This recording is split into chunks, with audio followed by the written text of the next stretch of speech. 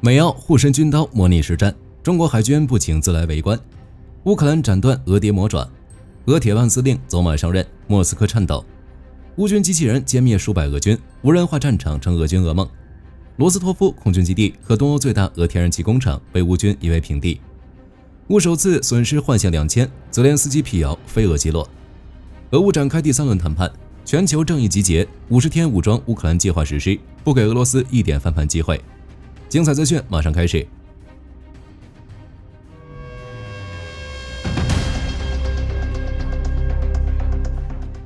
美澳每2年一次的护身军刀演习正如火如荼进行中，只是这次演习不一般。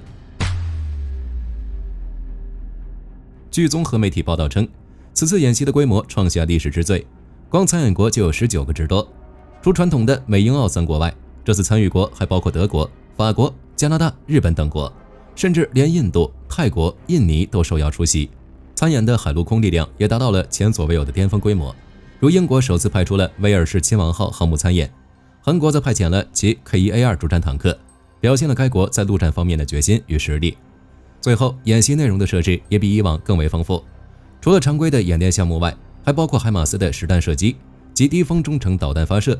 在演习中，美军第3多域特遣队成功利用低风系统击沉了一个海上目标。对于这场盛大演习，中国给予了高度重视。据澳大利亚媒体报道称，在演习一开始，被中国网友戏称街溜子的815型天王星号电子侦察船现身于外围海域，对全程演练进行了密切观察。这样的情况无疑让参演的各国代表感到意外，因为他们知道中国肯定会派侦察船前来，只是没想到会来得这么快。更引人注意的是，此次815天王星号并非孤身前来，随同的还有052D 型驱逐舰桂林舰为其护航。事实上，自2017年首次举行护身军刀以来，中国侦察船就会定期出现在附近水域，就这样默默围观。这种情况也像中国在环台军演或双航母巡航第1岛链时，美国和日本也会派遣侦察船来监视一般，双方在公海进行活动，互不干涉。自2010年中国的第1艘815A 型电子侦察船天王星号正式服役以来，局面就发生了变化。如今又经过10多年的发展，中国此类型的侦察船数量已经增多，几乎每个在太平洋的演习都有他们的身影出现。如果大家对815A 或052D 感兴趣，可以留言，火力军会专门做几期视频讲解。俄乌方面，乌军正继续清理内部潜伏的间谍，并任命了新陆军司令。据图片报报道，乌克兰县议员赫里斯滕科被指控是俄罗斯安全局的高级间谍，但现在他已被乌克兰安全局揭发并通缉。据悉，自俄乌战争开始后，赫里斯滕科这位高级间谍选择迅速逃离，莫斯科方面对此尚未做出进一步回应。与此同时，乌克兰还任命47岁的根纳季·沙波瓦洛夫为新任的陆军司令。据悉，沙波瓦洛夫是第1位在美国军事院校毕业的陆军总司令，曾学习于宾夕法尼亚州的美国陆军战争学院，该学院是美国3大顶尖军校之一。沙波瓦洛夫不仅成绩优秀，更具有丰富的前线作战经验。他曾领导乌南方作战指挥部，打掉了俄军最多的防空系统。接下来他会给乌军带来哪些改变，让我们拭目以待。至于俄乌战线，过去1天中，双方的接触线仿佛被冻结了一般，就连焦点战场红军村方向也陷入了僵局。客观地说，这种状况对于处于防守状态的乌军来说是有利的。俄军不可能一直保持进攻，且其内部厌战情绪高涨，之前甚至发生了俄精锐排长官投降的事情。不过如今的战场情况依旧严峻，因为俄军已经退无可退了。乌军前总参谋长伊霍尔·罗曼年科中将在接受内华达电台采访时就表示，俄军夏季攻势虽然已经失败，但有情报透露，俄军集结了16万人，且装甲部队也没有大规模参战。他认为到秋天时，战场形势可能会对乌军不利。值得注意的是，在最近1个月战斗中，乌军无人设备在战场上正得到越来越多的应用。据乌克兰国防情报部门的统计，前线69%的俄军伤亡都是由无人机造成，装备摧毁率更是高达75%。相比之下，火炮对俄军人员和装备的杀伤率仅为18%和15%。而在最新战斗中，据 RBC 新闻披露，乌克兰情报总局下属的特种部队更是利用无人战车在托列茨克和红军村方向消灭了数百名俄军士兵，重创了来犯的俄军部队。流出的视频也显示，乌军使用信使型无人战车向俄军阵地投放炸药，精准摧毁了该地。前段时间，乌军第3突击旅的操作员还使用无人战车迫使俄军投降，这也是历史上首次有人类士兵向机器人投降。后者更是还完成了押送俘虏的工作。在未来战争中，无人系统将会起到愈加关键的作用，可能许多战事人都见不到，都将在后方的操作室内完成。当然，俄乌两军虽然现在都大量使用无人设备，但也同步发展出了不少反无人战术和装备，并相互借鉴。如为应对乌军无人机，俄军为前线士兵配发了反无人机子弹，而乌军如今也向每个使用北约标准 5.56 毫米口径步枪的士兵配发一个弹匣，弹匣中的子弹是一种多弹头子弹，发射后每个弹头会分散成5个子弹头，这意味着一个弹夹可以打出150个密集的子弹头，有效打击距离为50米，能够凭借瞬时弹幕提高对 FPV 无人机的打击率。综上所述，在陆地战场上，红军村当下暂时没有危险，俄军攻势已经停止，并将主攻方向转向了红军村与托列茨克的结合部。而该方向的战斗，在此处驻守的乌军第49独立突击营指挥官表示，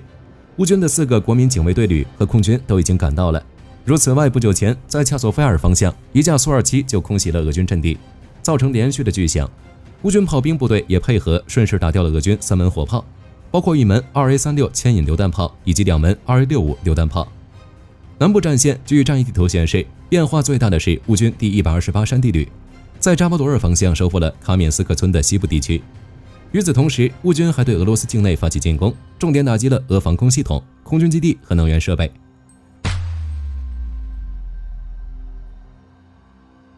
据诺尔报告报道，这2天乌军动用海马斯系统向比尔格罗德发动袭击，率先摧毁了俄军一套 S-300， 引发剧烈的爆炸声。乌总参谋部随后发布报告证实了这一点，同时表示他们还袭击了俄军的2套雷达系统 NEBM 和 5N66M， 这可能是乌军要对比尔格罗德升级攻势的前奏，在打掉对方的防空和雷达后，将会发起更大规模的袭击。与此同时，据开源情报报道，7月22日深夜，俄罗斯位于罗斯托夫的米勒罗沃空军基地遭遇袭击，当地人表示前后共听到了10起爆炸声，目击者拍摄的视频也记录下了耀眼的火光，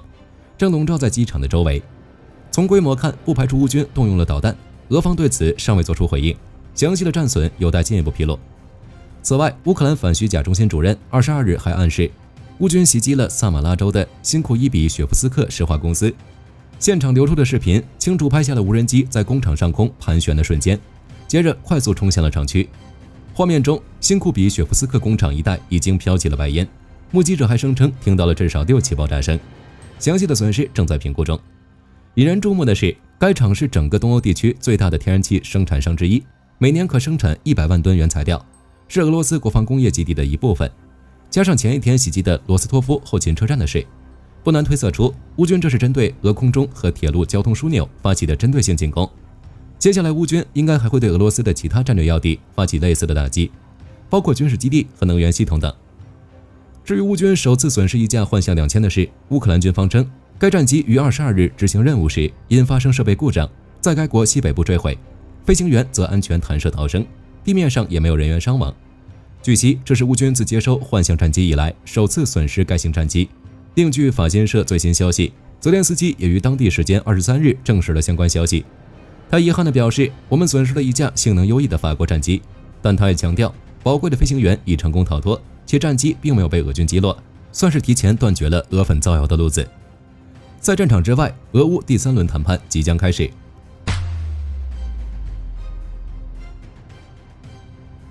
关于俄乌的和平谈判已经正式进行了2轮，前2次分别是5月16日在伊斯坦布尔的直接谈判和6月2日在伊斯坦布尔举行的第2轮谈判，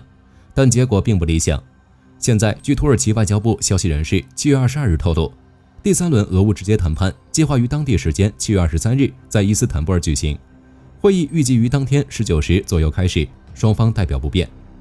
泽连斯基21日晚在社交媒体发布视频讲话，表示他当天与乌梅罗夫就与俄方再次举行谈判的事宜进行了讨论。乌梅罗夫称，乌俄双方的谈判计划于23日在土耳其举行。次日，俄总统新闻秘书佩斯科夫表示，俄罗斯与乌克兰的第3轮和谈日期还未确认，但他表示俄方希望本周能举行俄乌第3轮谈判。同时，他还指出，俄方谈判代表团的构成情况将与前几轮相同，以及俄乌双方提交的有关结束冲突的提案备忘录存在根本的对立。我们面前还有大量的外交工作要做，取得奇迹般的重大突破基本无望。俄罗斯会继续坚定推进原定目标，捍卫自身利益。从佩斯科夫的发言不难看出，此轮会谈俄罗斯并未抱任何希望。而特朗普在经过数轮沟通无果的通过后，对俄乌战争缺乏进展越来越不满。他本月早些时候称，普京和我们说了很多废话，上周更是放话，除非莫斯科同意达成和平协议，否则他将在50天内对俄罗斯及其出口商品的购买者实施新制裁。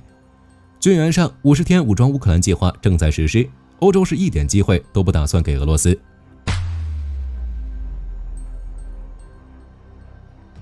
在第29次拉姆施泰因会议上，英国提出了50天武装乌克兰计划，获得了与会52个盟友的一致同意，以确保俄罗斯坐上谈判桌。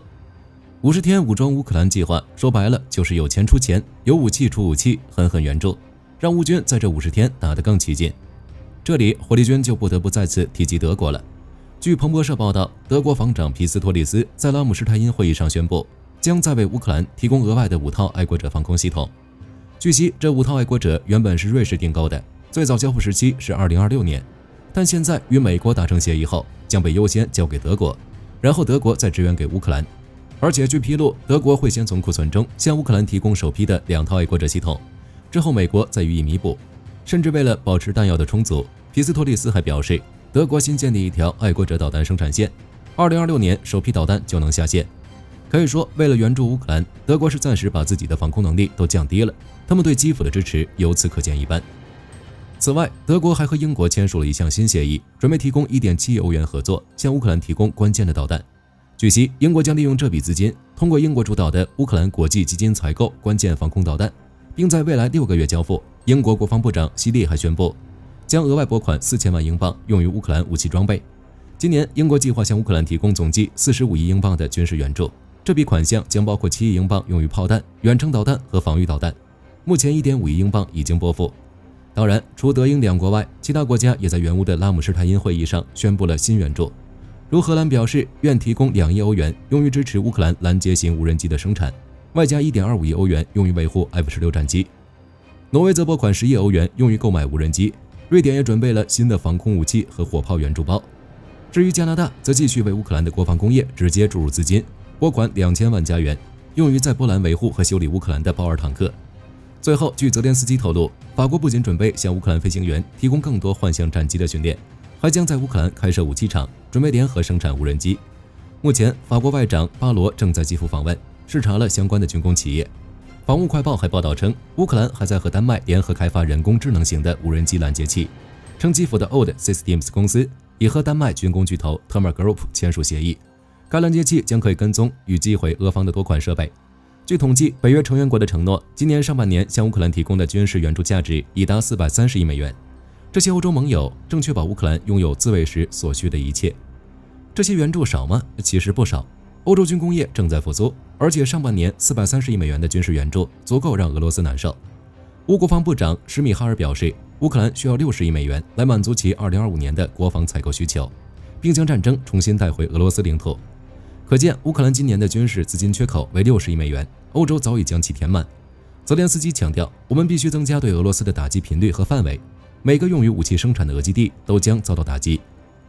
火力军相信，在德国援助武器到来后，乌军对俄本土的打击也会紧随而至，持续摧毁俄罗斯支撑战争的能力，削弱俄罗斯的军事能力。同时，在外交上，乌克兰还夺走了俄罗斯在非洲的主要盟友之一南非。其总统西里尔·拉马福萨表示，他不认为俄罗斯有任何结束战争的意愿。随后，泽连斯基宣布，战后乌克兰计划在非洲各地建立粮食枢纽，并将主动向非洲国家派遣乌克兰安全人员，以最大程度减少或彻底消除俄罗斯在非洲大陆的存在。如今的俄罗斯失去看欧洲、叙利亚、中东以及高加索地区，后苏联时代的加盟共和国都弃俄罗斯而去，数十年不居毁于一旦。加上如果特朗普实施针对俄罗斯的2级制裁，届时欧洲一定会加入，那俄罗斯将没有丝毫翻盘的机会。不管是从军事、经济还是外交，俄罗斯都不可避免的衰弱了。美国参议员林赛·格雷厄姆更是直言：“叉叉，你的末日到了。”经历了8轮谈判，美日终于达成贸易协定，只是火力军感到很魔幻。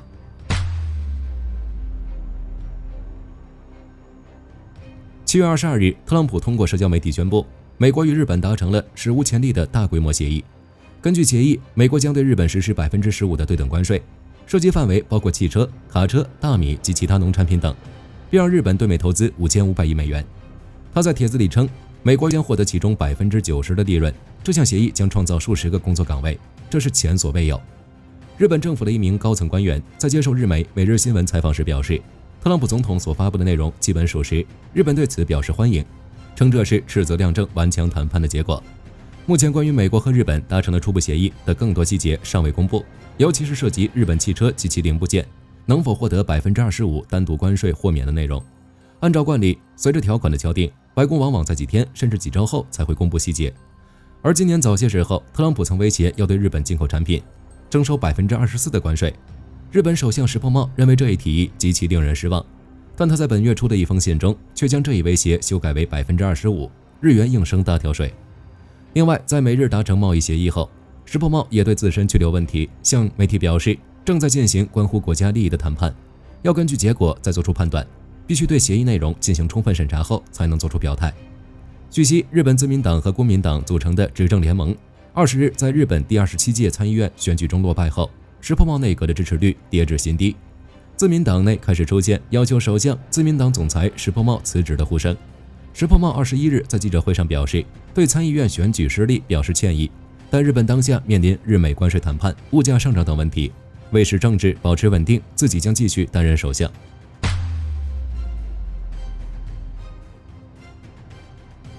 中东又现神操作，为执行以色列的停战协议，黎巴嫩政府近日罕见地采取强硬措施，派遣 A-29 超级巨嘴鸟攻击机前往黎巴嫩南部，以削弱其境内的真主党势力。而美国看到黎巴嫩的这一操作后，立即批准了一项价值1亿美元的军售案，用于支持这批飞机的维护和升级。当然，这笔军售并不是免费午餐，而是有明确前提条件的。美国国务院是在黎巴嫩总理宣布拆除境内500多个真主党设施，并实际出动飞机采取行动后，才最终松口批准了这个军售方案。更有看点的是黎巴嫩总理的表态，他强调未来将只有黎巴嫩政府拥有武器，并仅由政府拥有开战权。这番表态堪称石破天惊，等于是在向全世界宣布要收回被真主党长期把持的武装权和战争权。只能说美国这招胡萝卜加大棒玩的是炉火纯青，其核心策略就是以黎制黎，通过军事援助作为诱饵，扶持黎巴嫩政府军作为代理人，打击和削弱伊朗的代理人真主党。美方提供的 A-29 超级巨嘴鸟是一款螺旋桨轻型攻击机，专门用于剿匪和反游击作战。它对付不了正规军，但用来清理门户、对付非国家武装却是再合适不过了。当然，也有人会觉得这是卖国求荣，但对黎巴嫩政府而言，此举既是向美国和以色列交出了投名状，也是一场夺回国家主权的豪赌。考虑到真主党绝不会轻易交出武器，黎巴嫩的前宗主法国估计也不会闲着。接下来，黎巴嫩恐怕要上一场精彩大戏，我们拭目以待。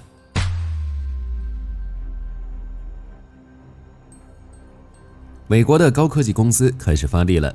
据自由时报报道，美国新创公司科技系统与美国海军、蒂德曼海事公司与海洋机器公司合作，开发了一款名为远征海上超视距任务载具 VENOM 的小型自主无人水面载具，并已顺利完成海试，进入合格采购名单。据发布的信息显示，搭载 AI 技术的 VENOM 艇身长度约9米，由坚固的高密度聚乙烯打造而成，使用柴油动力，最高航速超过35节，而在24节航速下，总航程可达926公里，巡航时间长达130小时，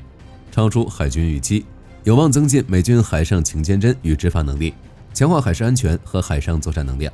目前，该载具验证了自主穿越艰困水域环境、闪避动静态障碍物，在指定区域巡航并监测海上威胁，以及快速拦截机动船艇的性能。目前，该载具已开放美国防部和其他联邦政府单位机构采购。科学系统公司表示，很荣幸能和合作伙伴联手，成功测试并验证即将投产的 VENOM， 也自豪能协助美海军开发足以应对新一代海上威胁的先进自主解决方案。好了，本期节目到这里就结束了，大家有什么要补充的，都欢迎在评论区留言讨论。我是火力军，下期再见。